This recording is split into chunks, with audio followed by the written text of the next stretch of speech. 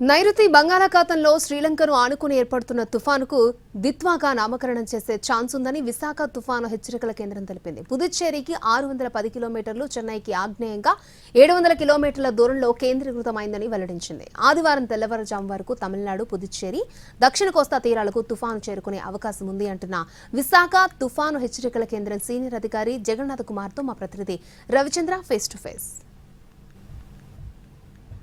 శ్రీలంకను అనుకుని ఒక తుఫాను ఏర్పడుతోంది. దీనికి దిత్వాగా నామకరణం చేసే అవకాశం ఉంది.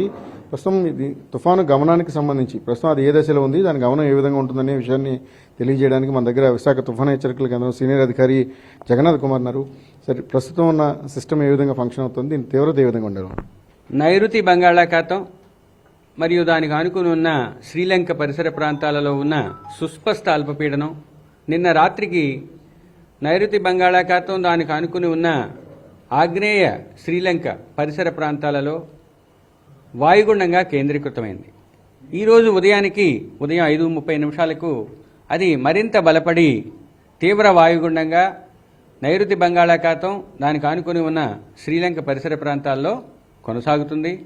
ఇది రాబోయే కొన్ని గంటలలో 2-3 గంటలలో నైరుతి బంగాళాఖాత పరిసర ప్రాంతాలలోనే తుఫానుగా పరిణమించే అవకాశం ఉన్నది. ఇది ప్రస్తుతానికి పుదుచ్చేరికి 640 కిలోమీటర్ల దూరంలోను, చెన్నైకు 730 కిలోమీటర్ల దూరంలో ఉంది. తదుపరి కొన్ని గంటలలో ఉత్తర వాయువ్య దిశలో పయనించి నైరుతి బంగాళాఖాతం శ్రీలంక మీదుగా రాబోయే 2 రోజుల వరకు తన ప్రస్థానాన్ని కొనసాగించి పుదుచ్చేరి, ఉత్తర తమిళనాడు, దక్షిణ కోస్తా ఆంధ్రప్రదేశ్ తీరాల వైపు వచ్చే అవకాశం ఉన్నది. ఈ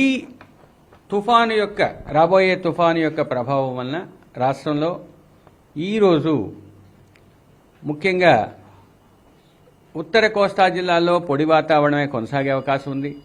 రేపటి నుంచి వర్షపాతం మొదలయ్యే అవకాశం ఉంది. రేపు 1-2 ప్రాంతాలలో ఉత్తర కోస్తా జిల్లాల్లో, మూడవ రోజు కొన్ని ప్రాంతాల్లో, 4-5వ రోజుల్లో అత్యధిక ప్రాంతాలలో, 6వ రోజు 7వ రోజు క్షేత్రీయ విస్తృతి తగ్గి పలు ప్రాంతాల నుంచి కొన్ని ప్రాంతాలకు పరిమితమయ్యే అవకాశం ఉంది. ముఖ్యంగా భారీ వర్షాలు ఉత్తర కోస్తా జిల్లాల్లో 1వ రోజు, 2వ రోజు, 3వ రోజు ఉండవు. 4వ రోజు తర్వాత 4, 5, 6వ రోజుల్లో ఉత్తర కోస్తా జిల్లాల్లో 1-2 చోట్ల భారీ వర్షాలు కురిసే అవకాశం ఉంది. సరే, అంటే ఏ జిల్లాలకు మనం భారీ నుంచి అతి భారీ వర్షాల హెచ్చరికలు జారీ చేశాం? ఇప్పుడు ప్రస్తుతానికైతే ఇంకా సిస్టమ్ చాలా దూరంగానే ఉంది కాబట్టి కొంతవరకు చెప్పినట్లయితే రేపు దక్షిణ కోస్తా జిల్లాలైన నెల్లూరుతో పాటు తిరుపతిలోనూ భారీ వర్షపాతం అవకాశం ఉంది. ఇక 3వ రోజు అనగా 29వ తేదీన పొట్టి శ్రీరాములు నెల్లూరు, తిరుపతి, చిత్తూరు, అన్నమయ్య జిల్లాల్లోని 1-2 చోట్ల భారీ నుంచి అతి భారీ వర్షాలు పడే అవకాశం ఉంది. బాపట్ల, ప్రకాశం, వైఎస్ఆర్ కడప, సత్యసాయి మరియు అనంతపూర్ జిల్లాల్లోని 1-2 చోట్ల భారీ వర్షానికి 3వ రోజున అనగా 29వ తేదీన ఆస్కారం ఉంది. ముఖ్యంగా 5 రోజులు కూడా ఇక్కడ సూచించిన విధంగా మత్స్యకారులకి హెచ్చరికలు ఉన్నాయి. అంటే ఇక్కడ ఉన్న రంగులు చూసినట్టయితే ఈ light grey, dark grey, blue, orange ఉన్నాయి. ఆరెంజ్ అనేది ఎక్స్ట్రీమ్లీ స్ట్రాంగ్ విండ్స్ ఉన్నవి, అక్కడ ఇది గేల్ విండ్స్ ఉన్నవి ఈ ఏరియా అంతా కూడా.